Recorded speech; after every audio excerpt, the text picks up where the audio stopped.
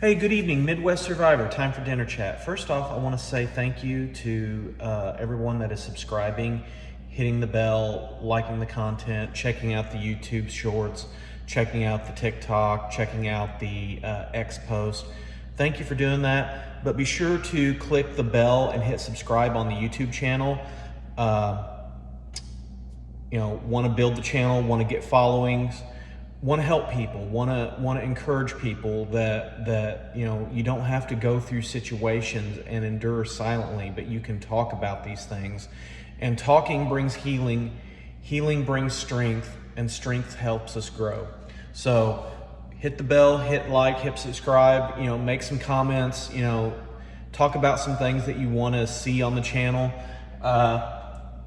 I'm very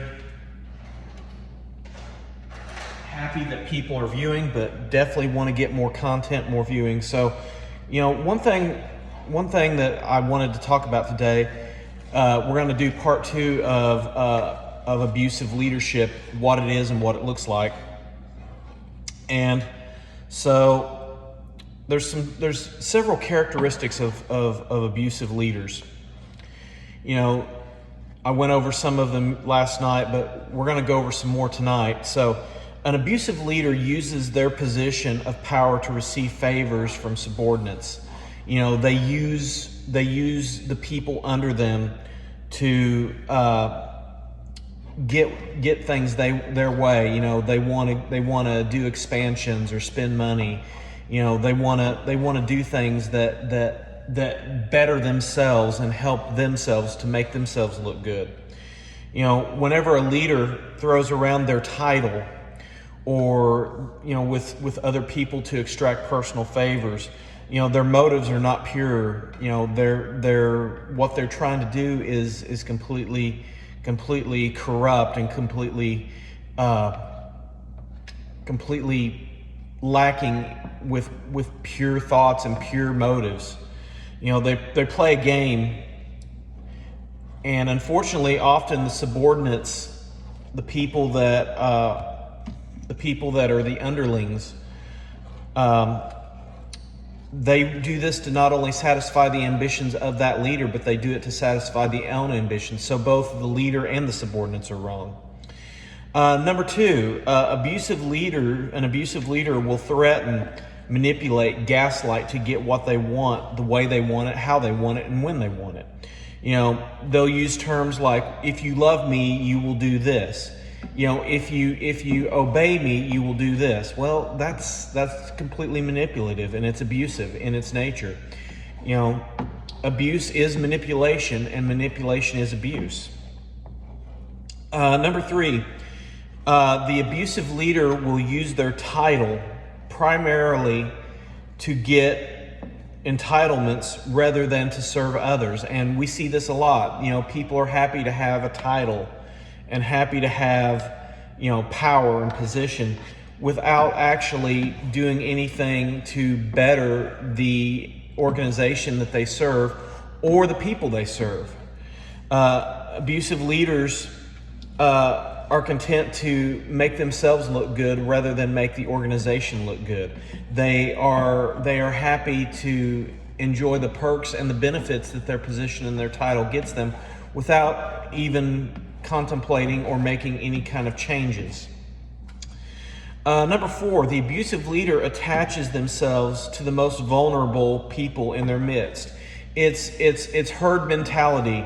The weakest person, the most vulnerable person in their midst is the most manipulated, and the most easily controlled. Abusive leaders don't want people that tell them no or tell them what they want to hear, but they want people that will satisfy their own desires and their own vanity and stroke their egos and tell them what they want to hear, because fundamentally the easily gullible and manipulative are just as broken and just as shattered as that leader's moral compasses. Rather than develop good leaders, they will use weak leaders to abuse and mistrust and and get what they want. Number 5, an abusive leader will often use wounds to gain trust. You know, if there's family dysfunction, if there's dysfunction within a home or dysfunction within certain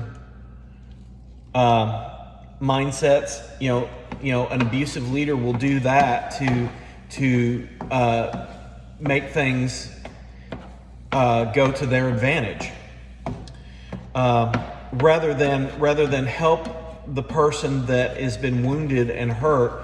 They will use those wounds, they will use those breaks in a person to manipulate, control, and try to create a false sense of loyalty, compassion, and healing around them, rather than actual healing and growth. You know, a good leader doesn't wound somebody or use those wounds to control somebody, but if they see a weakness in them, they should try to make that person better, rather than you know, use words of, well, you know that may be so, but if you'll listen to me, if you'll do what I say, you'll be fine. You know, that's not a healthy mindset to allow. Any leader that uses your past hurts against you is a leader that is a leader that